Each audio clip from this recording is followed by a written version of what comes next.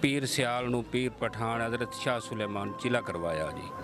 Jeddah چیلا مکمل ہویا اس وقت تے حضور پاک اور اصحابہ کرام آل بیت آ کے تے انہاں دستار بندی کی تھی پیر سیال نو حضرت شمس العارفین صاحب۔ بات کی جائے اگر سیال شریف کے قدیمی قبرستان کی تو یہ ایک شاندار تاریخ رکھتا ہے۔ یہاں ایک حضوری مسجد واقع ہے۔ یہاں نبی کریم اپنے صحابہ کرام کے ہمراہ جلوہ افروز ہوئے اور حضور شمس العارفین کی دستار بندی فرمائی۔ جی السلام علیکم ورحمۃ اللہ وبرکاتہ۔ جی یہاں پر حضور سید عالم صلی اللہ علیہ وآلہ وسلم اور اپنے چار یار صحابہ کرام رضی اللہ تعالیٰ عنہ کے ساتھ اس جگہ پر آئے تھے اور حضرت پیر سیال خواجہ شمس الدین سیالوی غریب نواز رضی اللہ عنہ کی دستار بندی کرائی تھی، اور وہاں پر آپ کے ایک ساتھ خلیفہ تھے خواجہ معظم الدین صاحب، اور ان کو اپنے ہمراہ رکھا تاکہ نماز کی جماعت ہوتی رہے۔ تو جب حضور پیر سیال یہ جب سارا معاملہ ہوا تو آپ نے فرمایا کہ میرے وصال کے بعد یہ بات یا لوگوں کو بتانا۔ تو جب آپ کا وصال ہوا تو پھر حضرت خواجہ معظم الدین صاحب نے یہ سارا واقعہ لوگوں کو بتایا، اور یہ حضور خواجہ شاہ سلیمان توسوی غریب نواز رضی اللہ عنہ کا فرمان تھا کہ درود کبریت اجمیر شریف کا یہ وظیفہ آپ کو انہوں نے عنایت فرمایا، جس کی وجہ سے یہ حضور کو ان پر کرم ہوا۔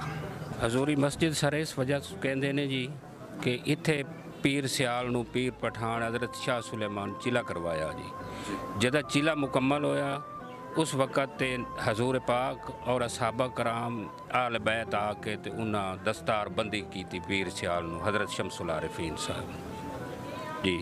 اس وجہ تو اس چیلے گاہ جگہ تے پھر مسجد تیار ہو گئی، اس نو حضوری مسجد آکھیا جاندہ، اور اتھے 2 رکعت نماز نفل حضور پاک دے لئی پڑھے جاندے نظرانے دے، اور 2 نظرانہ پیر سیال دے لئی پڑھے جاندے۔ یہاں ایک اور معروف بزرگ کی مرقد منور ہے جنہیں شیخ جلیل رحمۃ اللہ علیہ کے نام سے یاد کیا جاتا ہے۔